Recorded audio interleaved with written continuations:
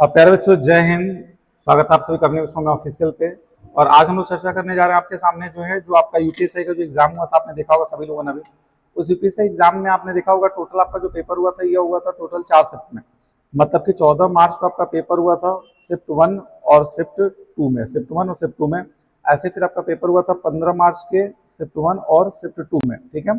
एक शिफ्ट में आपको पता होगा जीएस के जो क्वेश्चन आए थे वो 40 क्वेश्चन आए थे। मतलब टोटल मिलाकर के आपके सामने कुल 160 क्वेश्चन आए थे।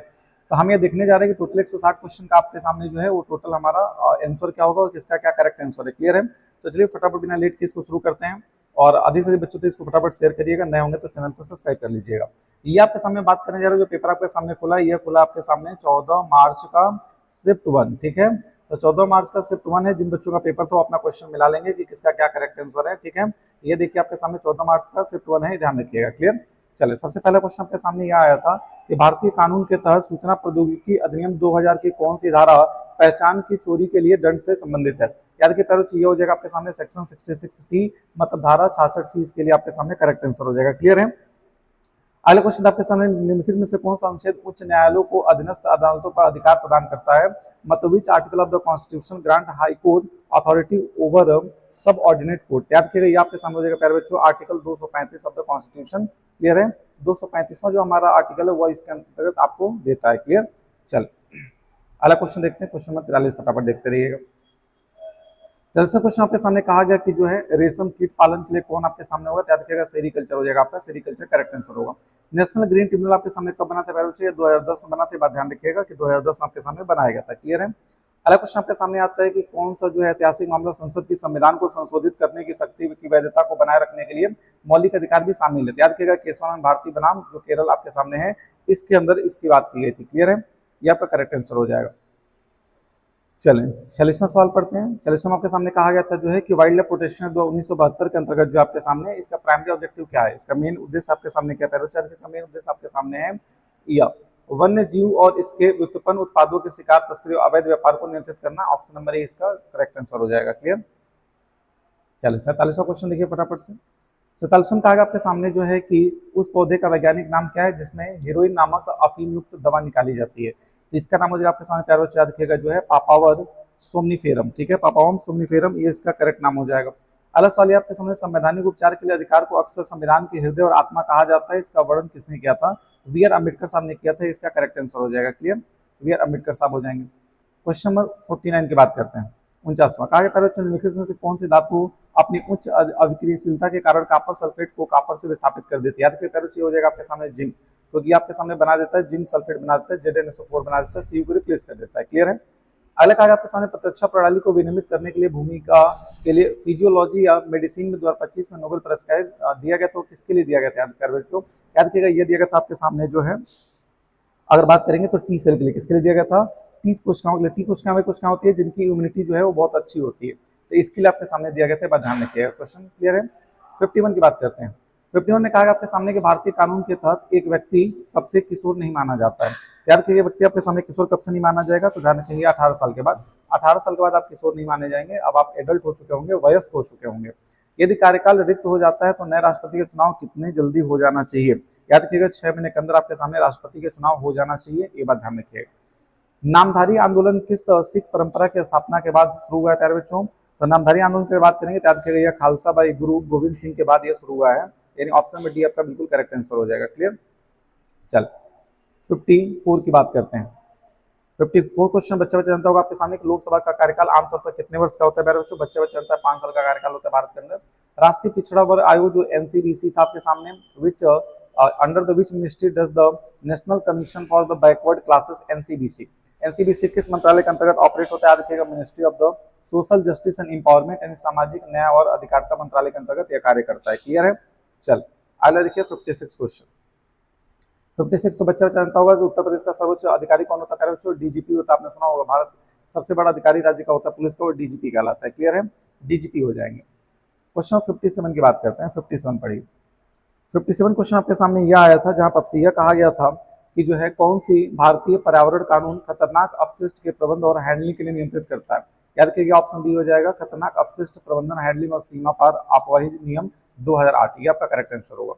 अगला क्वेश्चन तक अनुच्छेद 356 के तहत एक राज्य में राष्ट्रपति शासन को प्रारंभ में कितनी अवधि के लिए लगाया जाता है? तो याद रखिएगा, राष्ट्रपति शासन जो आपके सामने लगाया जाता है प्यारे बच्चों, ये आपके सामने पहली बार 6 महीने के लिए लगाया जाता है। ऑप्शन नंबर डी आपका करेक्ट आंसर हो जाएगा। ठीक, चले 59 की बात करते हैं। 59 में आपके सामने कहा गया कि अखिल भारतीय सेवाओं में चयन के लिए आयोजित सिविल सेवाओं की परीक्षा के कितने चरण होते हैं? बच्चा जानता होगा, आपके सामने 3 चरण होते हैं। प्री होता है, मेंस होता है और इंटरव्यू का पेपर होता है। तो 3 चरणों में कराया जाता है। क्लियर। अगला आपके सामने है कि भारत में अक्टूबर 2025 में विदेशी मुद्रा निपटान प्रणाली FCSS मतलब कि फॉरेन करेंसी सेटलमेंट सिस्टम जो है, ये किसने शुरू किया है, किसके द्वारा शुरू किया गया? बच्चा जानता आपके सामने इसकी शुरुआत जो है भारत के गवर्नर RBI गवर्नर द्वारा किया गया था, गवर्नर ऑफ RBI द्वारा किया गया था। क्लियर है। लंबे सफेद बादलों की भूमि किसे कहा जाता है? प्यारे बच्चे, न्यूजीलैंड को कहा जाता है। जिसने लगाया था उसका बिल्कुल करेक्ट आंसर हो जाएगा। क्लियर। अगला देखिए, अगला क्वेश्चन आपके सामने आता है 62।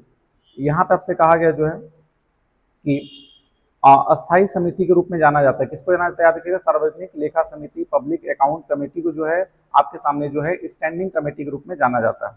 1857 के विद्रोह से पहले किस ब्रिटिश नीति के कारण कई भारतीय राज्यों का विलय हुआ था? याद रखिए प्यारे बच्चे, आपके सामने है डॉक्ट्रिन ऑफ द लैप्स। ठीक है, डॉक्ट्रिन ऑफ द लैप्स आपके सामने इसका बिल्कुल करेक्ट आंसर हो जाएगा। यानी कि राज्य अपहरण का जो सिद्धांत है, इसके तहत जो है कई राज्य आपस में विलय किए गए थे। क्लियर। 64 क्वेश्चन की बात करते हैं। क्या निम्न में से कौन आपके सामने जो है उस C4 पौधे का उदाहरण? याद रखिएगा, मक्का हो जाएगा, मेज या इसका उदाहरण हो जाएगा। निम्न में से कौन सा अपराध ऐसा है जिसमें दोषी मन का प्रमाण आवश्यक नहीं होता? दोषी मन का प्रमाण आवश्यक नहीं होता, पहले याद रखिएगा, ये आपके सामने हो जाएगा जो है स्ट्रिक्ट लाइबिलिटी ऑफेंस, यानी कठोर दायित्व के अपराध। इसमें आपके सामने दोषी मन का प्रमाण आवश्यक नहीं होता है। क्लियर है। 66 की बात करते हैं। यहाँ कहा आपके सामने प्रधानमंत्री, केंद्रीय मंत्री और मुख्यमंत्री किस परिषद का हिस्सा होते हैं? याद रखिए पैरो चाहिए, आपके सामने होते हैं नेशनल डेवलपमेंट काउंसिल यानी NDC, राष्ट्रीय विकास परिषद का हिस्सा होते हैं। अब तो नीति आयोग आ चुका है, आपको पता ही होगा। 67 क्वेश्चन पढ़िए। क्वेश्चन काफी बड़ा देखने में लग रहा था, बट क्वेश्चन में आपके सामने कुछ नहीं था। कहा आपके सामने कि निम्नलिखित में से कौन सा भारत के संविधान के संदर्भ में विधायी शक्तियों और शक्तियों के प्रतिकरण के सिद्धांत में संबंध में सबसे अच्छी तरह से वर्णित करता है? याद रखिए पैरो, संविधान विधायी, कार्यपालिका और न्यायपालिका की शाखाओं के बीच जांच और संतुलन के एक प्रणाली को अनुमोदित करता है। ये ऑप्शन नंबर सी आपका जो है ये बिल्कुल इसका करेक्ट आंसर हो जाएगा, ये ध्यान रखिएगा। क्लियर है। चले अगला क्वेश्चन देखिए, 68 क्वेश्चन। ये देखते रहिएगा, क्वेश्चन कितना शानदार शानदार आपके यूपीएससी में आया था। राष्ट्रपति द्वारा जारी अध्यादेश को संसद के कितने समय के अंदर अनुमोदित करना अनिवार्य होता है? तो ये बच्चे जनता आपके सामने जो है कि 6 सप्ताह। क्लियर है प्यारे बच्चों, संसद की पुनः बैठक के 6 सप्ताह के अंदर इसको अनुमोदित करना अनिवार्य होता है। क्लियर। 69 क्वेश्चन पढ़िए। कहा आपके सामने जो है कि मानव मादाओं में निषेचन आपके सामने जो किसमें होता है, यानी कि आपके सामने फर्टिलाइजेशन होता है, वो कहाँ पे होता है? पैरो याद रखिएगा, ये होता है फोलिकन आपके सामने ट्यूब में, अंडवाहिनी नलिका के अंदर होता है। कहा गया मास्ट कोशिकाओं से निकलने वाला कौन सा रसायन छींक और आंखों के पानी ऐसे एलर्जी के लिए जरूरी होता है? पढ़ा होगा क्लास में आपको, एलर्जी के लिए हिस्टामिन नाम का पिगमेंट निकलता है, जो कि आपके सामने निकलता है वैस्नोफिल से स्नोफिल तक जाता है। क्लियर है। और यह एलर्जी पैदा करता है, तो हिस्टामिन आपका हो जाएगा। क्लियर। 71 क्वेश्चन देखिए। 71 क्वेश्चन आपके सामने आता है कि भारतीय नागरिक सुरक्षा संहिता 2023 के तहत गवाहों की सुरक्षा सुनिश्चित करने के लिए कौन सी धारा जिम्मेदार है? ठीक है, तो याद रखिएगा प्यारे बच्चों, इसके लिए आपके सामने जिम्मेदार जो धारा है वो हो जाएगी सेक्शन 398, धारा 398 ये आपके लिए जिम्मेदार हो जाएगी। क्लियर। 72 क्वेश्चन देखिए। 72 क्वेश्चन आपके सामने यह है एग्जाम में कि सूचना प्रौद्योगिकी अधिनियम 2000 की धारा 69A से संबंधित है। 69A से संबंधित आपके सामने क्या है? यार इससे संबंधित आपके सामने ऑप्शन नंबर डी, जानकारी तक सार्वजनिक पहुंच को अवरुद्ध करने के लिए निर्देश जारी करने की शक्ति, power to issue direction to blocking public access in the information. Clear है। क्लियर। 73वां क्वेश्चन पढ़िए। 73वां क्वेश्चन आपके सामने आया है जहां पे कहा गया कि भारत में आयकर का प्राथमिक कानून कौन सा है? आयकर का प्राथमिक कानून कौन सा आपके सामने है? ये आपसे क्वेश्चन पूछा गया 73वां। याद रखिए पहले इसका हो जाएगा आपके सामने जो है क्वेश्चन नंबर 73। तो इसका हो जाएगा आपके सामने जो है इनकम टैक्स एक्ट 1961। बच्चा जानता होगा आपके सामने इनकम टैक्स एक्ट भारत में कब आया था? 1961 में। तो ये इसका आंसर हो जाएगा। क्लियर। अगला देखिए, इनकम टैक्स एक्ट से क्वेश्चन लगभग आपके हर शिफ्ट में एक सवाल जरूर पूछा गया था। कहा गया था कि उपराष्ट्रपति अधिकतम कितने समय तक कार्यकारी राष्ट्रपति के रूप में सेवा दे सकता है? कार्यकारी राष्ट्रपति के रूप में कब तक सेवा दे सकता है? याद रखिएगा 6 महीने तक जो है राष्ट्रपति के ना होने पर उपराष्ट्रपति उसकी सेवा दे सकता है। क्लियर। क्वेश्चन नंबर 75 देखिए, 75वां क्वेश्चन। 75वां सवाल आपके सामने यह आया था कि भारत की संसद में द्वारा पारित 2013 का कौन सा अधिनियम प्रभावित व्यक्तियों की मुआवजा, पुनर्वास और पुनर्स्थापन प्रदान करने की आपके सामने निर्धारित करता है? याद रखिए पहला सही आपके सामने भूमि अधिग्रहण, पुनर्वास और पुनर्स्थापन में उचित मुआवजे को पारदर्शिता अधिकार अधिनियमित करना। ठीक है, ये आपका करेक्ट आंसर हो जाएगा। 76वां सवाल तो बच्चे बच्चे जानता होगा आपके सामने कि डिजिटल इंडिया की शुरुआत कब हुई थी प्यारे बच्चों, ये हुआ था आपके सामने जो है 2015 में शुरुआत है, बच्चे बच्चे जानता होगा। मध्य मंडल और समताप मंडल को अलग करने वाली आपके संक्रमण सीमा को क्या कहते हैं? ट्रांजिशन बाउंड्री का नाम क्या है जो आपके सामने सेपरेट करता है मेसोस्फेयर और आपके सामने स्ट्रेटोस्फेयर को? इसका नाम है मेसोपॉज। ठीक है, ये ध्यान रखिएगा। क्लियर। चलो 78वां क्वेश्चन देखिए आपके सामने। 78वां क्वेश्चन आपके सामने आता है कि श्रेया सिंगल बनाम भारत संघ 2015 मामले में सर्वोच्च न्यायालय ने आईटी अधिनियम की धारा 66(1) को मुख्यतः किस कारण से रद्द कर दिया था? उसका मेन कारण क्या था इसको रद्द करने का? प्यारे बच्चों याद रखिएगा, यह अस्पष्ट, अत्यधिक व्यापक था और संवैधानिक रूप से अनुमत प्रबंधों पर अभिव्यक्ति की स्वतंत्रता को सीमित करता था। यही कारण था आपके सामने कि इसको हटा दिया गया था। बात ध्यान रखिएगा। क्लियर। और लास्ट क्वेश्चन आपके सामने 14 मार्च का जो पहला शिफ्ट है, निम्नलिखित में से कौन सी क्लाउड कंप्यूटिंग सेवा है? निम्न से कौन सा आपके सामने क्लाउड कंप्यूटिंग सेवा है बच्चों? याद रखिएगा गूगल ड्राइव। गूगल ड्राइव आपके सामने क्लाउड कंप्यूटिंग सेवा है जहां पर हम डाटा को स्टोर करते हैं। नेटवर्क पर सिग्नल को प्रबलित और पुनर्वेशित करने के लिए कौन सा उपकरण उपयोग होता है? याद रखिएगा रिपीटर उपयोग होता है। ये आपका करेक्ट आंसर होगा। तो यह था आपके सामने 14 मार्च का जो है फर्स्ट शिफ्ट। ठीक है, तो जितने बच्चों का 14 मार्च का फर्स्ट शिफ्ट था फटाफट सब लोग कमेंट बॉक्स में बताएं कि इन 40 में से आपके कितने क्वेश्चन सही है। कमेंट बॉक्स में फटाफट बताइए कि आप लिखिएगा वहाँ प्रॉपर ऐसे लिखिएगा कि 14 मार्च फर्स्ट शिफ्ट, और लिखिएगा आपके सामने कि 40 में आपका कितना सही है। किसी का 36 सही होगा, किसी का 26 होगा, किसी का 25 होगा। तो ऐसे कमेंट बॉक्स में फटाफट से लिख के बताइए। ठीक, अब हम शुरू करेंगे। इसके बाद जो है 14 मार्च का सेकंड शिफ्ट देखा जाएगा कि कौन सा आपके सामने बिल्कुल करेक्ट आंसर था। ठीक है, तो चलिए 14 मार्च का जो सेकंड शिफ्ट शुरू करते हैं प्यारे बच्चों हम लोग फटाफट से। देखिए ये आपके सामने रहा 14 मार्च का सेकंड सेट। क्लियर है, चले जाए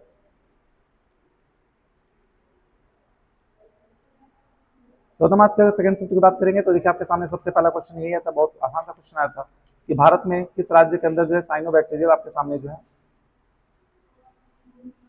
भारत के अंदर आपके सामने किस राज्य में जो है साइनोबैक्टीरियल बायोफर्टिलाइजर का उपयोग अभी भी लोकप्रिय है? प्यारे बच्चे तमिलनाडु, ये इसका करेक्ट आंसर हो जाएगा। क्लियर है, तमिलनाडु में अभी लोकप्रिय है। अगला क्वेश्चन आपके सामने यह था कि जो है कि पेशेवर नेटवर्किंग बिजनेस टू बिजनेस संचार के लिए कौन सा प्लेटफॉर्म सबसे प्रसिद्ध है? याद रखिएगा इसका सबसे आपके सामने जो प्रसिद्ध संचार है वो आपका लिंक्डइन हो जाएगा। क्लियर है। अगला क्वेश्चन आपके सामने यह आया था कि कौन सी वेबसाइट प्रेफरेंस सुरक्षित कनेक्शन को इंगित करता है? HTTPS आपने पढ़ा होगा, देखो आपने इसी के आगे डेटा लिखा रहता है, तो ये आपका करेक्ट आंसर हो जाएगा, ऑप्शन नंबर बी। अगला क्वेश्चन था बच्चों आपके सामने कि निम्नलिखित में से कौन सा जो है पदार्थ बिच्छू के आपके सामने डंक में होता है? तो बच्चा बच्चा पढ़ा होगा फॉर्मिक एसिड, इसी का दूसरा नाम है मेथनोइक एसिड। तो फॉर्मिक एसिड आपका करेक्ट आंसर हो जाएगा। ठीक है, चलो 45वां क्वेश्चन देखिए। एलर्जन आपके सामने क्या यह पूछा गया था? एलर्जन आपके सामने कहा गया बच्चों की a substance that triggers all the allergy reactions, एक पदार्थ जो एलर्जी की प्रतिक्रियाओं को ट्रिगर करता है वह आपके सामने एलर्जन कहलाता है। भारत में पहले जो ह्यूमनॉइड रोबोट था उसका नाम था प्यारे बच्चों ब्योमित्रा। तो ब्योमित्रा आपके सामने भारत का पहला जो है वह अंतरिक्ष में लॉन्च किया गया, सॉरी अंतरिक्ष में लॉन्च करने वाला पहला ह्यूमनॉइड रोबोट है, ये ध्यान रखेंगे। क्लियर। किस राज्य में राष्ट्रपति शासन का अर्थ क्या होता है? राष्ट्रपति शासन का अर्थ होता है कि उसका राज्यपाल जो है उसको चलाएगा। ठीक है, राष्ट्रपति शासन का मतलब है कि राज्यपाल के हाथ में सारा आपके सामने पावर दे दिया जाएगा। क्लियर है, यह देख आगे पर आपके सामने की दंड विधि आपराधिक विधि में सबूत का भार का क्या महत्व है? सबूत के भार का महत्व होता है यदि किसी के दावे बयानों को उचित संदेह के परे साबित करने का दायित्व। ठीक है, ऑप्शन नंबर 20 का करेक्ट आंसर होगा, जिन्होंने लगाया वो गलत लगाए हैं। स्टार्टअप इंडिया भारत में कब शुरू हुआ था? बच्चे जनता आपके सामने 2016 में स्टार्टअप इंडिया की शुरुआत की गई थी, ये बात ध्यान रखिएगा। क्लियर। चलो 50वां क्वेश्चन फटाफट देख लीजिए सब लोग। 50वां था आपके सामने कि संविधान का कौन सा अनुच्छेद पोषण के स्तर और जीवन स्तर को ऊपर उठाने और सार्वजनिक स्वास्थ्य में सुधार करने के लिए राज्य के कर्तव्य का प्रावधान करता है? यार ये हो जाएगा आपके सामने आर्टिकल 47। आर्टिकल 47 जो है इस चीज के लिए जिम्मेदार होगा। कहा गया भारतीय संविधान की प्रस्तावना का क्या मतलब है? प्रस्तावना का मतलब आपके सामने कि उन आदर्शों और सिद्धांतों का उल्लेख करती है जिन्हें संविधान प्राप्त करना चाहता है। क्लियर, तो ऑप्शन नंबर डी आपका बिल्कुल करेक्ट आंसर हो जाएगा। चले 52वां क्वेश्चन पढ़िए, 52 क्वेश्चन। 52 क्वेश्चन आपसे कहा गया कि निम्नलिखित में से कौन सा रीट जो है याचिका एक न्यायालय द्वारा अपने अधिकार क्षेत्र से बाहर कार्य करने के रोकने के लिए किसी निचली अदालत या प्राधिकरण को आदेश के रूप में दिया जाता है? मैंडेमस इन्होंने गलत लगाया है, ये हो जाएगा आपके सामने प्रोविजन हो जाएगा, निषेधाज्ञा बोलते हैं इसको। ठीक है, तो प्रोविजन आपका बिल्कुल करेक्ट आंसर होगा 52 का। क्लियर। चलो 53 की बात करते हैं।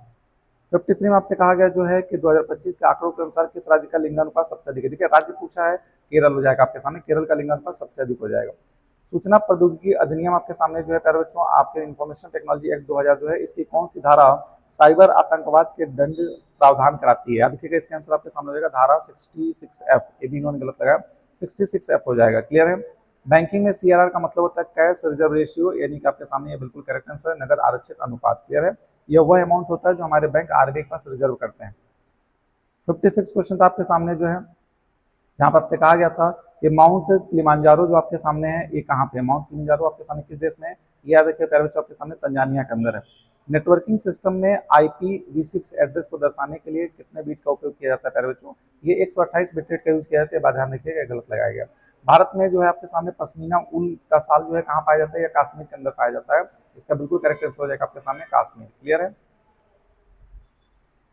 59 वाला क्वेश्चन फटाफट मिला लीजिए। लिखा आपके सामने उत्तर प्रदेश राजस्व संहिता 2006 के अंतर्गत कृषि में निम्नलिखित में से क्या सम्मिलित है। कृषि के अंदर आपके सामने बागवानी, मत्स्य पालन, फूलों की खेती, मधुमक्खी पालन, मुर्गी पालन, ये सारी चीजें इसमें हैं, ये बात ध्यान रखिएगा, यानी ऑप्शन नंबर ए हो जाएगा। 60वां क्वेश्चन पढ़िए। 60वां क्वेश्चन आपके सामने आया था जो है कि निगला दर्रे सबसे ऊंची मोटर योग्य सड़कों के निर्माण के लिए परियोजना के अंतर्गत किया गया था। प्रोजेक्ट हिमांग के अंतर्गत आपके सामने जो है मिगला दर्रों को आपके सामने विकसित किया था, ध्यान रखिएगा। किसी स्थिति में एक मंत्री राष्ट्रपति के चुनाव का मतदान नहीं कर सकता। अगर वो विधान परिषद का मेंबर है, सर लेजिस्लेटिव काउंसिल का मेंबर अगर है, तो वह इसका चुनाव नहीं कर सकता। ऑप्शन नंबर सी करेक्ट होगा, इन्होंने गलत लगाया था। चल 62 की बात करते हैं प्यारे बच्चों। सवाल ये था आपके सामने जो है कि यूपीआई का भुगतान प्रणाली किस भारतीय संगठन द्वारा विकसित किया गया। तो यूपीआई आपके सामने जो है एनपीसीआई द्वारा विकसित किया गया, इसको एनपीसीआई द्वारा चलाया गया। क्लियर। अगला क्वेश्चन था कि भारतीय संविधान में उल्लिखित व्यक्तियों के अधिकार और राज्यों के प्राधिकरण के संतुलन के संबंध में कौन सा विकल्प सही है। आगे आपके सामने संविधान एक संतुलन बनाता है जहां बड़े सार्वजनिक हित के लिए व्यक्ति को अधिकारों के उचित प्रतिबंध लगाए जा सकते हैं। ऑप्शन नंबर ए इसका बिल्कुल करेक्ट आंसर हो जाएगा। 63 का ध्यान रखिएगा। क्लियर। चलें 64वां क्वेश्चन पढ़ते हैं आपके सामने। क्वेश्चन नंबर 64 में आपसे कहा गया जो है कि भारत के उपराष्ट्रपति का चुनाव कौन करता है। तो भारत के उपराष्ट्रपति का चुनाव प्यारे बच्चे याद रखिएगा आपके सामने दोनों हाउस करते हैं, दोनों पार्लियामेंट यानी लोकसभा राज्यसभा दोनों करते हैं। ये भी इन्होंने गलत लगाया था। 64 हो गया। 65 की बात करते हैं। 65 में आपके सामने कहा गया कि जो है यदि राष्ट्रपति द्वारा सहमति के लिए भेजा गया विधेयक वापस किया जाता है और संसद फिर से विधेयक को उसी प्रारूप में पारित करती है तो राष्ट्रपति क्या कर सकते हैं। राष्ट्रपति को विधेयक की अपनी स्वीकृति देनी होगी, ये ध्यान रखिएगा, ये भी गलत है इनका। 66 की बात करते हैं। 66 में आपके सामने कहा गया जो है कि निम्नलिखित में से कौन सा अधिनियम भारत में पर्यावरणीय आपदाओं के पीड़ितों को मुआवजा देने के लिए संबंधित है। याद रखिएगा पहला बिल्कुल सही है, लोक दायित्व बीमा अधिनियम 1991, पब्लिक लाइबिलिटी इंश्योरेंस एक्ट 1991, इसका बिल्कुल करेक्ट आंसर हो जाएगा। 66 पढ़िए जरा तो क्या लिखा है। 66 में लिखा आपके सामने कि आयकर अधिनियम 1961 की कौन सी धारा गृह संपत्ति के आय में कटौती पर लाभ प्रदान करती है। याद रखिएगा धारा 24 आपके सामने, इसका करेक्ट आंसर हो जाएगा। अगला लिखा आपके सामने जो है कि विधायी शक्ति के संदर्भ में अवशिष्ट शक्ति का क्या अर्थ है। विधायक संबंधी अवशिष्ट शक्ति का मतलब होता है आपके सामने की शक्तियां जो किसी भी सूची में नहीं है और इस प्रकार संसद के पास होती हैं, ये इसका बिल्कुल करेक्ट आंसर हो जाएगा। ऑप्शन नंबर इसे विधायक अवशिष्ट शक्ति के रूप में इसको जाना जाता है। क्लियर है। अगला देखिए 69 की बात करते हैं। 69 में आपसे क्या कहा गया। 69 में आपसे कहा गया जो है कि विंडोज और मैकस या फिर आपके सामने लिनक्स इसके उदाहरण है। किसके उदाहरण थी, अब सब आपके सामने जो है ऑपरेटिंग सिस्टम के उदाहरण हो जाएंगे, ये ध्यान रखिएगा, ये ऑपरेटिंग सिस्टम के उदाहरण हो जाएंगे। अलग अगर हिंदू विवाह अधिनियम 1955 के अंतर्गत विवाह विच्छेद तलाक के आधारों के संबंध में कौन सा कथन सही है। यार के पैरों से आपका पहला कथन सही है, अगर 2 साल की अवधि के लिए अव्यक्त त्याग या विवाह विच्छेद का एक मान्य आधार होता है, तो ये ध्यान रखिएगा, आपका बिल्कुल करेक्ट आंसर हो जाएगा ऑप्शन नंबर ए। 71वां क्वेश्चन पढ़िए। 71वें क्वेश्चन आपसे यह कहा गया था जो है कि भूमि अर्जन पुनर्वास और पुनर्व्यवस्था के उचित प्रतिकर और पारदर्शिता अधिकार अधिनियम 2013 के अंतर्गत सामाजिक प्रभाव आकलन यानी सामाजिक समाघात निर्णय एसआईए करने के लिए कौन सा प्राधिकरण आपके सामने उत्तरदायी होता है। याद रखिएगा डीएम साहब इसके लिए आपके सामने जिम्मेदार होते हैं, डिस्ट्रिक्ट कलेक्टर यानी डीएम आपके जिम्मेदार होगा। ठीक है। अगला क्वेश्चन क्या कहता है, आरटीआई अधिनियम के किस धारा के अंतर्गत कोई व्यक्ति लोक सूचना अधिकारी पीआईओ के निर्णय के विरुद्ध अपील कर सकता है। याद रखिएगा आपके सामने सेक्शन 19 हो जाएगा। सेक्शन 19 के अंतर्गत आप पीआईओ के अगेन क्या कर सकते हैं, अपील कर सकते हैं। 73वां क्वेश्चन आपके सामने बात करते हैं। 73वां क्वेश्चन आपके सामने कहा गया वन्य जीव संरक्षण अधिनियम 1972 के अंतर्गत निम्नलिखित में से कौन सी आपके सामने अनुसूची संरक्षित प्रजातियों के वर्गीकृत करने के लिए नहीं होती है। याद रखिएगा ये आपके सामने हो जाएगा अनुसूची आपके सामने जो है 7 हो जाएगा, ये बिल्कुल आपका करेक्ट आंसर हो जाएगा। क्लियर है, ये गलत हो जाएगा। अगला देखिएगा आपके सामने 74वें क्वेश्चन की बात करते हैं। 74 में कहा गया कि जनसांख्यिकी संक्रमण का क्या मतलब होता है। What is the meaning of the demographic transition theory. Demographic transition theory का मतलब होता है कि किसी भी राज्य क्षेत्र में अगर शिक्षा का विकास होगा, शहरी विकास होगा, तो वहाँ जनसंख्या में परिवर्तन आएगा, जिसका ऑप्शन नंबर बी बिल्कुल करेक्ट आंसर होगा। समाज के विकास के साथ जनसंख्या वृद्धि में परिवर्तन आ जाना। भारत में नया राज्य बनाने का अधिकार किसके पास है प्यारे बच्चों? संसद के पास है, पार्लियामेंट के पास है। ये बात ध्यान रखिएगा, तो बच्चा बच्चा जानता होगा। 76 की बात करते हैं। 76 में कहा गया आपके सामने जो है कि भारत के अंदर आयकर अधिनियम 10 के अंतर्गत कौन सा आय कर मुक्त होता है? बच्चा बच्चा जानता है, क्लास में पढ़ाया होगा। एग्रीकल्चर इनकम पे कोई टैक्स नहीं लगता है, टैक्स फ्री होता है। किसी प्रकार का आपातकाल राज्य में संवैधानिक तंत्र के विफल होने के कारण घोषित किया जाता है। अगर राज्य में बात कर रहा है आपके सामने, तो याद रखिएगा राष्ट्रपति शासन हो जाएगा, प्रेसिडेंट रूल हो जाएगा। ये बात ध्यान रखेंगे। नहीं, आपके सामने 77 का ये बिल्कुल करेक्ट आंसर हो जाएगा। 78वें की बात करते हैं, क्वेश्चन नंबर 78।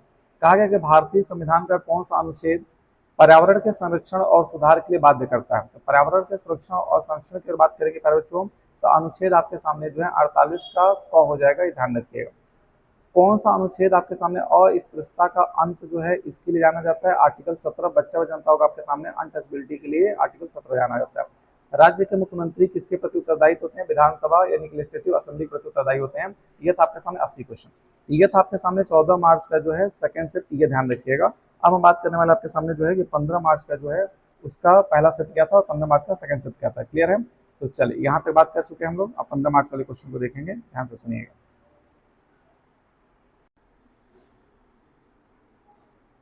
चले पहले तो 15 मार्च का फर्स्ट शिफ्ट हम लोग शुरू करते हैं। 15 मार्च का ये रहा आपका फर्स्ट शिफ्ट, ठीक है। 15 मार्च के फर्स्ट शिफ्ट में क्या क्या क्वेश्चन आए थे और कैसे कैसे क्वेश्चन आए थे, एक एक करके देख लेते हैं। सबसे पहले ध्यान से सुनिए। चले देखो 15 मार्च में सबसे पहला क्वेश्चन आपका आया था जो है, ये आपका जो हम डिस्कस करने जा रहे हैं, ये आपके सामने है आपका 15 मार्च, ठीक है। तो 15 मार्च का ये आपका फर्स्ट शिफ्ट है, ध्यान रखिएगा। क्लियर है? तो 15 मार्च के फर्स्ट शिफ्ट में आपके सामने क्वेश्चन आया था सबसे पहला कि निम्नलिखित में से किसके पास चुनाव याचिका को सुलझाने का अधिकार होता है? याद कीजिए, ये काम होता है आपके सामने हाई कोर्ट के पास। हाई कोर्ट के पास ये अधिकार होता है। CAM आपके सामने जो है क्लोरोलिसियस एसिड मेटाबॉलिज्म पौधों में कार्बन डाइऑक्साइड पर रात भर इस रूप में संग्रहित करता है। किस रूप में आपके सामने संग्रहित होता है? याद रखिएगा, मैलिक एसिड के रूप में संग्रहित होता है। ऑप्शन नंबर 20 का करेक्ट आंसर हो जाएगा। क्लियर है? अब देखिए 43वां क्वेश्चन आपके सामने क्या कहा गया। 43वां क्वेश्चन आपके सामने यह कहा गया जो है कि तस्मानिया द्वीप जो है वो राज्य के किस देश में स्थित है? तस्मानिया कहाँ पे प्यारे बच्चों? याद रखिएगा, तस्मानिया आपके सामने ऑस्ट्रेलिया में है। ये ध्यान रखिएगा, गलत लगाया है। केंद्रीय मंत्रिमंडल की बैठकों में कौन भाग ले सकता है? तो केंद्रीय मंत्रिमंडल की जो बैठक होती है उसमें सीधी बात है कि कैबिनेट के जितने मिनिस्टर है वो सब इसमें भाग ले सकते हैं। आपके सामने कैबिनेट मिनिस्टर हो जाएगा। ये ध्यान रखेंगे, बिल्कुल करेक्ट आंसर हो जाएगा। 45वां क्वेश्चन आपके सामने क्या दिएगा? 45वां क्वेश्चन आपके सामने बोला गया है कि कौन सी कोशिकाएं रोगजनक के अनुक्रियाओं के एंटीबॉडी उत्पन्न करती है? एंटीबॉडी बनाने का काम होता है आपके सामने जो है बी लिम्फोसाइट के, ध्यान रखिएगा। बी लिम्फोसाइट आपके सामने एंटीबॉडी बनाने का काम करता है। नागरिक सुरक्षा अधिनियम 2023 की बात करेंगे तो कौन सी धारा अनुपस्थिति में विचारक परीक्षण का प्रस्ताव करती है? तो करो यह ध्यान रखिएगा, आपके सामने जो धारा होगी वो धारा 356 हो जाएगी, यानी ऑप्शन नंबर ए इसका बिल्कुल करेक्ट आंसर हो जाएगा। भारत के पहले सहकारी मल्टीफील्ड कंप्रेस्ड बायोगैस CBG संयंत्र का उद्घाटन कहाँ पे किया गया प्यारे बच्चों? ध्यान रखिएगा, इसका उद्घाटन आपके सामने किया गया था कोपर गांव के अंदर। ये ध्यान रखें, ऑप्शन नंबर इसका बिल्कुल करेक्ट आंसर हो जाएगा। क्लियर? चलें, उसके बाद बात करते हैं आपके सामने 48 की बात करते हैं। 48 में आपके सामने कहा गया जो है कि निम्नलिखित में से कौन सा भारतीय राज्य चीन के साथ सीमा साझा नहीं करता? तो चीन के साथ सीमा साझा नहीं करता अगर बात करेंगे आपके सामने, तो याद रखिएगा ये हो जाएगा मणिपुर। मणिपुर जो है चीन के साथ आपकी सीमा साझा नहीं करता। अगर आपने मैप देखा होगा तो आपको बात अच्छे से पता होगी। चलिए 49वां क्वेश्चन देखते हैं फटाफट से। 49वां आपके सामने कहा गया था कि सूचना प्रौद्योगिकी IT अधिनियम 2000 के अंतर्गत कौन सी धारा मध्यस्थों पर सरकारी एजेंसी और न्यायालय के आदेश द्वारा सूचित किए जाने पर गैर कानूनी उपयोगकर्ता जनरल हटाने के दायित्व डालती है? ठीक है, याद रखिएगा, इसका बिल्कुल करेक्ट आंसर हो जाएगा आपके सामने धारा 79 का जो 3 और B है, ये आपका करेक्ट आंसर होगा। जो लोग कह रहे थे पेपर बहुत आसान आया है, याद रखिएगा पेपर हॉल से बाहर बैठने वालों को ये जरूर लगता है कि पेपर बहुत आसान आया था। अब आप खुद बताइए इस पेपर कहाँ से आपको आसान लग रहा है? अभी उपन्यास सम्राट किसे कहते हैं? मुंशी प्रेमचंद को कहते हैं। ये सवाल कोई पढ़ेगा तो आसान आया था, इसके ऊपर वाला पढ़िए तो कहाँ से आपको आसान लग रहा है? तो बाहर से वही कहते हैं दूर के ढोल बड़े सुहाने होते थे। जिन्होंने ये देखा कि पेपर के आसान होता, वो आसान नहीं था, पेपर का लेवल था। बस ये है कि बच्चों का लेवल बढ़ गया, बच्चा हर चीज पढ़ के बैठा है, बच्चा हर आर्टिकल याद कर गया है। तो हम ये कहेंगे कि बच्चों का लेवल अच्छा हो गया, ये नहीं बोलेंगे पेपर कठिन आसान आया था। पेपर तो जैसा आता वैसा आया था, पेपर ठीक ठाक था। नो डाउट कि पेपर आपके सामने बहुत आसान था, पेपर ठीक था। क्लियर? अगला बात करते हैं 51 क्वेश्चन की अगर बात करते हैं आपके सामने, तो 51 में आपके सामने कहा गया था कि उत्तर प्रदेश में तहसीलदार की प्राथमिक भूमिका क्या होती है? तहसीलदार का प्राथमिक भूमिका होता है राजस्व संग्रहण और प्रशासन, revenue collection and the administration. ठीक है, तो ये ध्यान रखिएगा। अलग क्वेश्चन था कि भूमि अधिग्रहण पुनर्वास और पुनर्स्थापन अधिनियम 2013 में उचित मुआवजे और पारदर्शिता का अधिकार प्राथमिक उद्देश्य क्या रहा है? ये ध्यान रखिएगा। इसका प्राथमिक उद्देश्य आप बच्चों जनता को आपके सामने जो है कि अधिग्रहित भूमि के लिए उचित मुआवजा सुनिश्चित करना, ये इसका उद्देश्य था। Option number D is the correct answer. ठीक है, ये आपका भावना हो गया। 53 क्वेश्चन पढ़ते हैं आपके सामने। 53 क्वेश्चन आपसे कहा गया जो है कि दिल्ली सल्तनत पर किस महिला ने एकमात्र महिला शासन के रूप में जाना जाता है? बच्चा जानता होगा, रजिया सुल्तान। रजिया सुल्तान इसका करेक्ट आंसर हो जाएगा। ठीक है, चल 54 क्वेश्चन आपके सामने आया। 54 में कहा गया कि भारतीय संविधान का कौन सा अनुच्छेद भारत के चुनाव आयोग की स्थापना करता है? तो चुनाव आयोग का स्थापना आपने पढ़ा होगा आपने, इलेक्शन कमीशन किसमें है? 324 आर्टिकल में है। उत्तर प्रदेश राज्य के संवैधानिक प्रमुख कौन होते हैं? संवैधानिक की बात करें प्यारे बच्चों तो याद रखिएगा आपके सामने कौन हो जाएगा? गवर्नर हो जाएंगे, राज्यपाल हो जाएंगे। राज्यपाल संवैधानिक आपके सामने जो है वह सबसे बड़े अधिकारी होते हैं। क्लियर। 56 की बात करते हैं। आगे आपके सामने के भारतीय संविधान का निम्नलिखित में से कौन सा अनुच्छेद पंचायतों की संरचना से संबंधित है? तो अगर पंचायतों की संरचना से बात करेंगे तो आर्टिकल 243 का सी हो जाएगा। Option number is the correct answer. 224-25 question में कहा गया कि आपके सामने जो है 2025 से अभी तक भारत में प्रत्यक्ष विदेशी निवेश एफडीआई का प्रभाव किस क्षेत्र में आता है? तो एफडीआई का जो प्रभाव है प्यारे बच्चों ये सेवा क्षेत्र है आपके सामने, सर्विस सेक्टर में आता है। कहाँ पे आता है? सर्विस सेक्टर में आता है, ध्यान रखिएगा। क्लियर है, तो ऑप्शन नंबर आपके सामने D is the correct answer हो जाएगा। अगला क्वेश्चन 58 पढ़ते हैं। 58 में आपके सामने कहा गया था कि आयकर अधिनियम की धारा 270(a) के अनुसार आय की कम रिपोर्टिंग करने पर क्या दंड है आपके सामने? अगर आप मान लीजिए आय दिखाते हैं और आपकी आय जो है ज्यादा है और आप वहाँ पे कम दिखाते तो क्या होगा? तो इसमें यह होगा कि आपको 50% टैक्स देना पड़ जाएगा। आपका टैक्स जो 30% है 20% है उसे 50% के रूप में आपको देना पड़ेगा। कौन सा संशोधन शिक्षा के अधिकार को मौलिक अधिकार बनाता है? याद की करो बच्चा पढ़ा होगा 86वां 86 संविधान संशोधन आपके सामने जो है ये शिक्षा के अधिकार को आपके सामने जो मौलिक अधिकार के रूप में शामिल करता है। क्लियर है। अगला बात करते हैं आपके सामने क्वेश्चन नंबर 60वां क्वेश्चन। 60वां क्वेश्चन आपके सामने कहा गया कि निम्नलिखित में से कौन विद्रोहियों से एकमात्र योग्य सेनापति माने गए थे? याद रखिएगा योग्य सेनापति आपके सामने किसे माना गया था? तो ध्यान रखिएगा आपके सामने जो है नाना साहब, तात्या टोपे और रानी लक्ष्मीबाई, इनको योग्य आपके सामने जो है सेनापति के रूप में माना गया था। अगला सवाल है कि किस भारतीय शहर को उसके ऑटोमोबाइल उद्योग के कारण भारत का डेट्रॉइट कहा जाता है? तो भारत का डेट्रॉइट आपके सामने कहा जाता है चेन्नई को। क्लियर है, तो भारत का डेट्रॉइट आपसे पूछ लिया है, इसमें चेन्नई को कहा जाएगा। 62 क्वेश्चन पढ़ते हैं। यहाँ पे आपके सामने यह कहा गया जो है कि भारतीय संविधान की राज्य नीति के निर्देशक सिद्धांतों का क्या महत्व है? राज्य के नीति से सिद्धांतों का महत्व क्या आपके सामने है? तो ध्यान रखिएगा इसका महत्व आपके सामने हो जाएगा कि ये सरकार को आर्थिक और सामाजिक नीतियां स्थापित करने के लिए निर्देशादेश प्रदान करती हैं। Option number A is the correct answer. Clear. 63 पढ़िए। 63 में कहा गया कि किशोर न्याय यानी बच्चों की देखरेख और संरक्षण अधिनियम 2015 के तहत बाल कल्याण समिति का उद्देश्य क्या? बाल कल्याण जो समिति बनाएगी उसका उद्देश्य था प्यारे बच्चों आपके सामने कि जरूरतमंद बच्चों के देखभाल और संरक्षण प्रदान करना, ये ध्यान रखिएगा। तो ऑप्शन में ही लिखा हुआ क्वेश्चन में लिखा था आपका बिल्कुल करेक्ट आंसर ऑप्शन ए हो जाएगा। 64 पे आते हैं। 64 में आपसे कहा गया कि सर्वोच्च न्यायालय के किस निर्णयों ने बच्चों के लिए निःशुल्क और शिक्षा का अनिवार्य प्रावधान किया? याद के पर यह था आपके सामने जो Unni Krishnan JP versus state of the Andhra Pradesh, ये जो आपका मामला था, इस मामले में बच्चों के लिए निःशुल्क शिक्षा और आपके सामने अनिवार्य शिक्षा प्रदान किया गया था, ये ध्यान रखिएगा। क्लियर। क्वेश्चन नंबर 65 कहा गया था आपके सामने कि अनुच्छेद 360 के तहत जारी किए गए वित्तीय आपातकाल की घोषणा के लिए संसद के पास अनुमोदन के लिए कितना समय होता है आपके सामने? याद रखिएगा इसके लिए आपके सामने होता है 2 महीने का समय। कितने का समय होता है? 2 महीने का समय होता है। आपके सामने कहा गया भूमि अधिग्रहण पुनर्वास और पुनर्स्थापन अधिनियम 2013 के अंतर्गत सार्वजनिक निजी भागीदारी पीपीपी जो पब्लिक प्राइवेट पार्टनरशिप है, परियोजनाओं में भूमि अधिग्रहण के लिए प्रभावित परिवारों के आवश्यक सहमति का न्यूनतम प्रतिशत कितना होता है आपके सामने? तो याद रखिएगा यह प्रतिशत आपके सामने होता है 70%। क्लियर है, ये ध्यान रखेंगे। क्लियर। 67 क्वेश्चन बात करते हैं। 67वां क्वेश्चन आपके सामने देखिए, ध्यान से सुनिएगा। 67वें क्वेश्चन आपके सामने कहा गया था कि मोटर वाहन अधिनियम 1988 द्वारा तृतीय पक्ष के बीमा के संबंध में क्या प्रावधान है आपके सामने? याद रखिएगा प्रावधान आपके सामने है, ये सभी वाहनों के लिए अनिवार्य होता है। ऑप्शन नंबर डी आपका करेक्ट आंसर हो जाएगा। भारत में स्थानीय स्वशासन की संरचना और कार्यकारी की प्रणाली के संबंध में कानून बनाने का अधिकार किसके पास होता है? याद रखिएगा यह होता है आपके सामने राज्य सरकार के पास, राज्य विधानमंडल के पास इसका आपके सामने अधिकार होता है। यह करेक्ट आंसर। 69वां क्वेश्चन पढ़ते हैं आपके सामने। 69वां क्वेश्चन आपसे कहा गया जो है कि निम्नलिखित में से कौन अखिल भारतीय सेवा नहीं है? अखिल भारतीय सेवा कौन नहीं है बच्चों आपके सामने? याद करिए आपके सामने IRS इसमें अखिल भारतीय सेवा में नहीं आता है, कारण कि आपके सामने की भारतीय राजस्व सेवा हो जाएगा, यह अलग से इसका एग्जाम होता है। कौन सा मौलिक अधिकार व्यक्तियों को मानव तस्करी, जबरन श्रम और बाल श्रम से सुरक्षा प्रदान करता है? याद करिए यह पढ़ा होगा सब लोगों ने आपके सामने जो है राइट अगेंस्ट एक्सप्लॉइटेशन, यानी आपके सामने शोषण विरुद्ध अधिकार, यह सबको रक्षा प्रदान करता है। 71वां क्वेश्चन पढ़िए, क्वेश्चन नंबर 71। 71वें क्वेश्चन आपके सामने कहा गया लैंगिक अपराधों से बालकों का संरक्षण अधिनियम पॉक्सो एक्ट 2012 में विशेष रूप से किस आयु वर्ग की रक्षा करता है? कितने वर्ष के बच्चों को बचाते हैं? 0 से 18 साल को बचाने का काम करते हैं, ध्यान रखिए।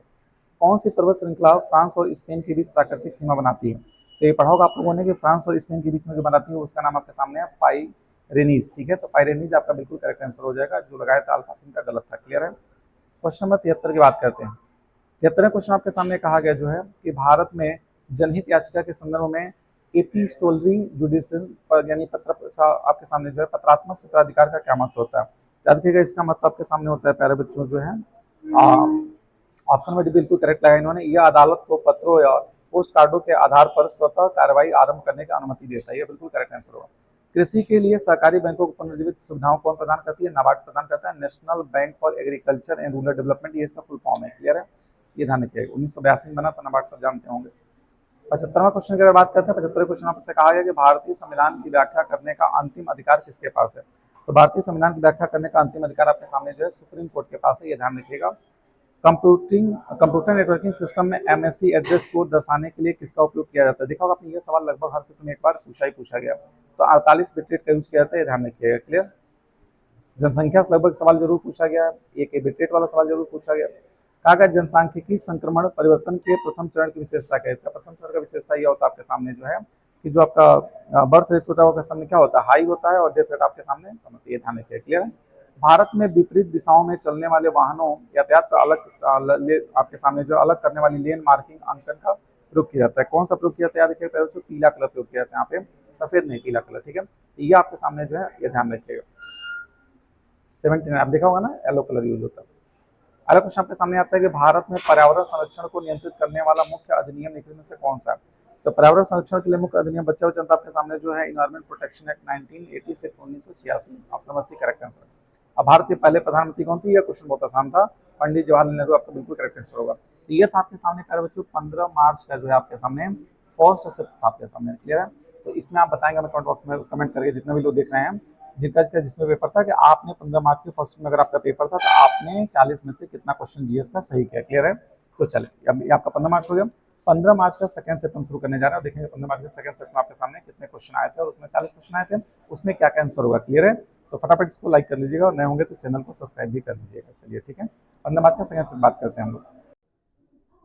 चलें, तो अब हम लोग शुरू करें आपके सामने जो है कि 15 मार्च का सेकंड सेट, ठीक है प्यारे बच्चों। तो देखिए, ये आपके सामने जो है यह है आपका 15 मार्च का जो है सेकंड शिफ्ट। क्लियर है। तो 15 मार्च का सेकंड शिफ्ट हम शुरू करने चल रहे हैं। सबसे पहला क्वेश्चन आपके सामने आया था कि भारतीय संविधान में शांति से सोने के अधिकार का उल्लेख किस अनुच्छेद में है? शांति से सोने का जो अधिकार है फिर ये आपको है अनुच्छेद 21 में, ठीक है। राइट टू स्लीप पीसफुली, ठीक है। ये ध्यान अगर आप सो रहे हैं, अगर बगल बहुत कोई उपद्रव कर रहा है तो आपके पास अधिकार है कि आप उसे जाकर मना कर सके। आर्टिकल 21 में कहा गया। ईमेल एड्रेस का कौन सा भाग ईमेल सेवा प्रदाता है? याद रखिएगा, डोमेन, ठीक है। डोमेन जो आपका भाग होता है यह ईमेल सेवा प्रदाता होगा, ईमेल सर्विस प्रोवाइडर होगा, डोमेन। क्लियर। ऑप्शन नंबर 20 का करेक्ट आंसर होगा। चलिए अगला देखिए। 13वां क्वेश्चन आपके सामने पूछा गया था, जहां पर आपसे कहा गया था जो है कि धमेक स्तंभ जो आपके सामने है, ये आपके सामने कहाँ पे है? प्यारे बच्चों याद रखिएगा, सारनाथ के अंदर है। ये आपके सामने करेक्ट हो जाएगा, जिन्होंने लगाया वो गलत लगाया, ठीक है। भारतीय संविधान के पंचायती राज व्यवस्था को जोड़ने वाला संशोधन आपके सामने कौन था? तो पंचायती राज व्यवस्था को जोड़ने वाला संशोधन आपके सामने था 73वां संविधान संशोधन, ये बात ध्यान रखिएगा। क्लियर है। अगला क्वेश्चन था आपके सामने क्वेश्चन नंबर 45, 45वां क्वेश्चन। तो 45वां क्वेश्चन आपके सामने था कि यूनिक्स ऑपरेटिंग सिस्टम को विकसित करने के लिए प्रयुक्त मुख्य प्रोग्रामिंग भाषा कौन सी आपके सामने है? क्या देखिएगा, ये आपका लैंग्वेज सी हो जाएगा। किस संवैधानिक संशोधन ने राष्ट्रीय पिछड़ा वर्ग आयोग एनसीबीसी यानी कि national commission for backward class NCBC को संवैधानिक दर्जा दिया? ध्यान के परिचय आपके सामने हो जाएगा 102वां संविधान संशोधन, ये आपका बिल्कुल करेक्ट आंसर हो जाएगा। क्लियर है। अगला देखिए, अगला क्वेश्चन आपके सामने 47वां। चौरी चौरा कांड कहाँ हुआ था? ये तो बच्चा आपके सामने बता देगा। चौरी चौरा कांड आपके सामने कहाँ हुआ था? ये हुआ था आपके सामने गोरखपुर के अंदर। क्लियर है। पर्यावरण संरक्षण अधिनियम 1986 सामान्यतः किसका संदर्भ आपके सामने देता है? याद रखिएगा, पर्यावरण संरक्षण 48वां क्वेश्चन। तो पर्यावरण संरक्षण अधिनियम 1986 की अगर बात करेंगे आप लोग, तो ध्यान रखिएगा, यह जो है आपके सामने पर्यावरण संरक्षण के लिए व्यापक कानून, ठीक है, umbrella legislation for the environmental protection, इसके लिए आपके सामने जाना जाता है। ध्यान रखिए। क्लियर है। 49वां क्वेश्चन आपके सामने क्या आया था, देखते रहिएगा। 49वां कहा आपके सामने कि बैक्टीरिया और प्रोटोजोआ में कौन सी प्रक्रिया के परिणाम स्वरूप एकल कोशिका या दो संतति कोशिकाओं में विभाजित होती है? मतलब आपके सामने सीधा क्वेश्चन ये आपके सामने कि जो बैक्टीरिया प्रोटोजोआ होते हैं उसमें सेल डिवीजन आपके सामने कैसे होता है? देखिए, ये होता है आपके सामने जो है बाइनरी फिजन के माध्यम से हमने पढ़ाया होगा। और जो प्लांट्स होते हैं उनके अंदर आपके सामने प्रक्रिया होती है माइटोसिस करके एक प्रोसेस होता है, ठीक है। ये पढ़ेंगे आप डिटेल में, भी आगे चलेंगे। तो फिलहाल इसका आंसर होगा बाइनरी फिजन। क्लियर। अगला क्वेश्चन आपके सामने आता है क्वेश्चन 50वां, ठीक है। जहां 50 में आपसे यह कहा गया था जो है कि बजट बनाने के संबंध में संसद में अधिकारों के बारे में क्या सत्य है। याद रखिए इसका हो जाएगा ऑप्शन नंबर सी सत्य हो जाएगा। संसद किसी कर को कम या समाप्त कर सकती है लेकिन बढ़ा नहीं सकती है संसद के ऊपर, आपके सामने याद रखिएगा ऑप्शन नंबर सी इसका बिल्कुल करेक्ट आंसर। सर को समाप्त कर सकती है लेकिन किसी टैक्स को बढ़ाने का अधिकार आपके सामने संसद का नहीं है। अगला देखिए, अरे कहा आपके सामने कि चोल किस प्रमुख प्रशासनिक नवाचार के लिए विशेष रूप से जाने जाते हैं। तो अगर चोल की बात करेंगे चोल किसके लिए जाने जाते हैं तो ध्यान रखिए पहले ये जाने जाते हैं गांव में स्थानीय स्वशासन के लिए जाने जाते हैं, बात ध्यान रखिएगा। भारत के किस राज्य में वाल्मीकि राष्ट्रीय उद्यान है। बच्चा बच्चा आपके सामने वाल्मीकि कहाँ पे है, बिहार के अंदर है। 53 क्वेश्चन 53 आपसे कहा गया कि भारतीय सर्वोच्च न्यायालय द्वारा जनहित याचिका पीआईएल आपके जिसे बोलते हैं आप लोग पब्लिक इंटरेस्ट लिस्ट आपके सामने जो है लिटिगेशन को ऐतिहासिक मामले में पहली बार मान्यता कब दी गई थी। इन्हें पीआईएल दाखिल कर सकते हैं, ये आपके सामने पहली बार अधिकार आपको कब दिया गया था, यह दिया गया था आपके सामने हुसनारा खातून बनाम बिहार राज्य के केस में। ठीक है, तो हुसनारा खातून बनाम जो बिहार राज्य केस है उसमें पीआईएल दाखिल करने का पहली बार मान्यता दिया गया था। राष्ट्रपति अपना त्याग पत्र किसको देता है प्यारे बच्चों, राष्ट्रपति में त्याग पत्र देता है उपराष्ट्रपति को, ध्यान रखिएगा ये बात आप याद रखेंगे। क्लियर है, इसका आंसर हो जाएगा ऑप्शन नंबर सी। 55 क्वेश्चन पढ़िए। 55 क्वेश्चन आपके सामने कहा गया जो है कि भारतीय संसद में धन विधेयक पारित करने के लिए निम्नलिखित में से कौन सा अनुक्रम आपके सामने सही हो जाएगा। क्लियर है, तो ध्यान रखिए इसका अनुक्रम आपके सामने सही हो जाएगा जो ऑप्शन नंबर सी, यानी कि लोकसभा में प्रस्तुत किया गया, फिर राज्यसभा में सिफारिशों के लिए भेजा गया, फिर राष्ट्रपति द्वारा स्वीकृत किया गया, ये आपके सामने करेक्ट आंसर सी हो जाएगा। अब बात करते हैं आपके सामने क्वेश्चन नंबर 56 की बात करते हैं। ये आपके सामने क्वेश्चन आया था जहां पर आपसे कहा गया था कि निम्नलिखित में से किस मामले में सर्वोच्च न्यायालय ने यह कहा कि व्यक्तिगत विवादों का प्रतिरोध आपके लिए जनहित याचिका पीएल दायर नहीं की जा सकती है। मतलब कौन सा केस है जिसमें कहा गया पीएल आप दाखिल नहीं कर सकते हैं, ये ध्यान रखिएगा। तो 56 का आंसर आपके सामने हो जाएगा ऑप्शन नंबर बी, यानी कि अशोक कुमार पांडे बनाम पश्चिम बंगाल राज्य, ये ध्यान रखेंगे। क्लियर, तो ये आपका हो गया क्वेश्चन नंबर आपका जो है बी हो गया। अब बात करते हैं संविधान। भारतीय संविधान कब लागू हुआ था, बच्चा बच्चा जानता होगा। अब सोचिए लोग कह रहे हैं पेपर कठिन आया था, पेपर कहाँ से कठिन आया, ये सवाल देखिए आपके कितने आसान है। जिससे दूसरा पूछेगा कि भारतीय संस्कृत में राग का अर्थ क्या है, तो ये कठिन हो जाएगा। तो यह सवाल का लेवल मिक्स था, बच्चों का लेवल अच्छा हो गया यह कहा जा सकता है। तो भारतीय संविधान आपके सामने कब लागू हुआ था, बच्चे जनता आपके सामने 26 जनवरी 1950 लागू हुआ था आपके सामने, तो 1950 आपका करेक्ट आंसर हो जाएगा। क्लियर है।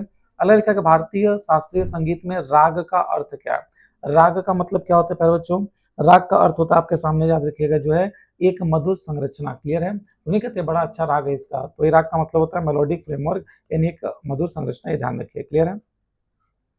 59 खरीफ ऋतु के बारे में आपसे पूछा जा रहा है कि भारत में कृषि में खरीफ ऋतु का क्या मतलब होता है। खरीफ की फसलों का मतलब क्या होता है प्यारे बच्चों, खरीफ की फसलों का मतलब होता है आपके सामने मानसून फसल की ऋतु। ठीक है, मानसून फसल जब वो बारिश वाला मौसम शुरू होता है तो उसको आप लोग खरीफ कह रहे हैं। ठीक है, अलग कहा गया किस प्रकार के प्रतिरक्षण में व्यक्ति के पुनर्निर्मित प्रतिरक्षा एंटीबॉडी को इंजेक्शन करना शामिल होता है। ठीक है, इंजेक्ट करना शामिल होता है। तो ये आपके सामने क्या है जिसमें आप प्रतिरक्षा डालते हैं, याद रखिएगा आपके सामने जो है निष्क्रिय प्रतिरक्षण बोलते हैं इसको, पैसिव इम्यूनाइजेशन बोलते हैं। क्लियर, ये आपका 60वां क्वेश्चन था।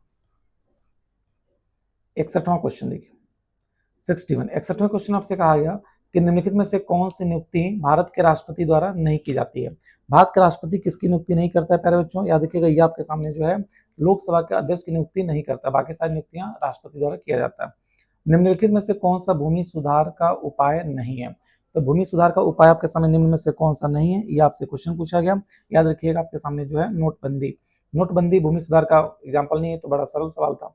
ठीक है, ये ध्यान रखिएगा। 63वां क्वेश्चन पढ़िए। 63वां क्वेश्चन आपके सामने कहा गया कि भारत में पहले समुद्री सिमुलेशन केंद्र का उद्घाटन कहाँ किया गया। ठीक है, first maritime simulation centre in India was inaugurated. तो पहला सिमुलेशन सेंटर आपके सामने जो है महाराष्ट्र के अंदर उद्घाटित किया गया, बात ध्यान रखिएगा महाराष्ट्र हो जाएगा। अगला क्वेश्चन था कि निम्नलिखित में से कौन सा अनुच्छेद राज्यों और केंद्र के बीच समन्वय को बढ़ावा देने के लिए एक अंतर राज्य परिषद की स्थापना की व्यवस्था करता है।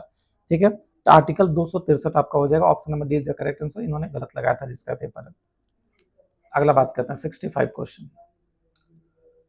65 क्वेश्चन में कहा गया कि भ्रष्टाचार निवारक संशोधन अधिनियम 2018 के अंतर्गत धारा 7 के अंतर्गत किसी व्यक्ति से अनुचित लाभ प्राप्त करने या फिर स्वीकार करने या प्राप्त करने का प्रयास करने वाले सेवक के लिए न्यूनतम कारावास की अवधि क्या निर्धारित की जाती है।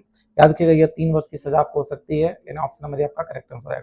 संयुक्त राष्ट्र मानवाधिकार की सार्वभौमिक घोषणा किस वर्ष अपनाई गई थी। ठीक है, United nation universal declaration of human right, ये आपके सामने कब अडॉप्ट किया गया था, याद रखिएगा यह अडॉप्ट किया गया था 1948 के अंदर। क्लियर है, 1948 हो जाएगा। अगला देखिए अगला क्या है आपके सामने कि इलेक्ट्रॉनिक माध्यमों के लिए किए गए अनुबंधों की वैधता सूचना प्रौद्योगिकी अधिनियम 2000 की किस धारा के अंतर्गत निर्धारित किया गया? ठीक है, तो ये धारा के आपके सामने निर्धारित किया गया धारा 10A, यानी ऑप्शन नंबर डी आपका बिल्कुल करेक्ट आंसर हो जाएगा, ऑप्शन नंबर डी। ठीक, क्वेश्चन नंबर 68।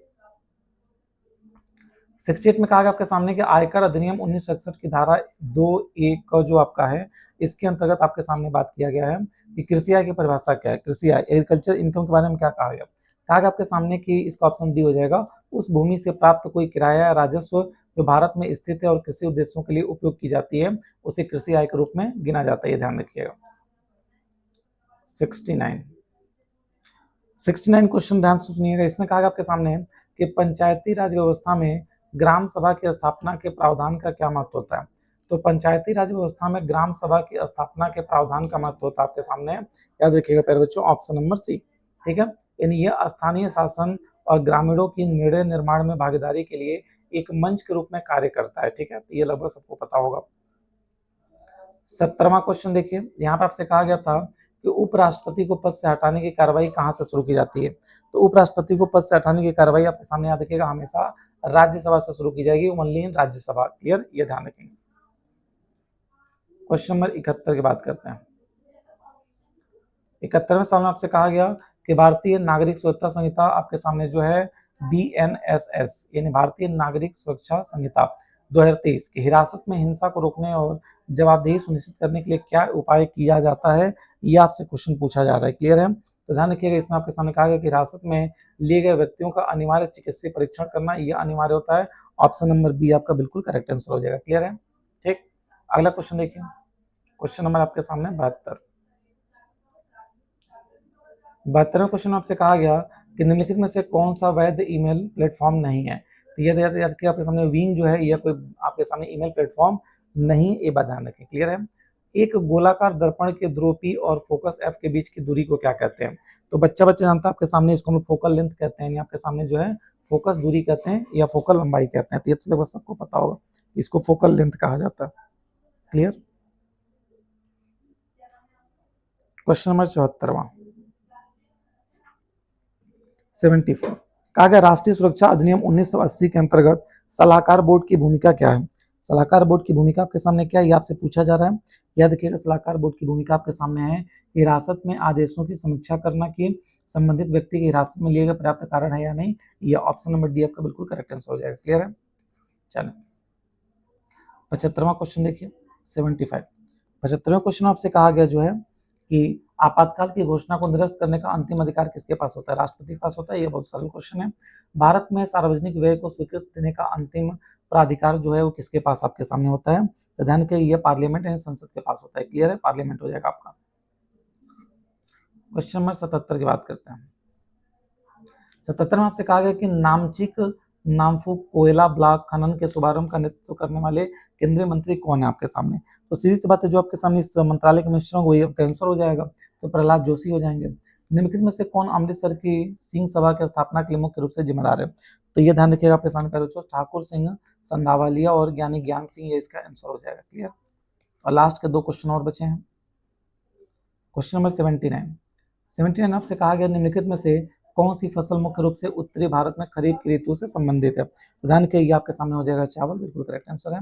और अब भारत में हाथ से कटाई के लिए पारंपरिक रूप से किस उपकरण का उपयोग किया जाता है? तो ये तो बच्चा जानता होगा, आपके सामने जो है सिकल हो जाएगा, जिसे आप हंसिया कहते हैं, हंसुआ बोलते हैं। ठीक है, तो ये था आपके सामने 15 मार्च का सेकंड शिफ्ट। क्लियर है, तो इसमें आप देखा कि इस वीडियो में आपको चारों शिफ्ट कराया। 2026 में साई के पेपर के 4 शिफ्ट में पेपर हुए थे, 14 और 15 मार्च में। शिफ्ट 1 और शिफ्ट 2 हमने सारे पेपर करा दिए।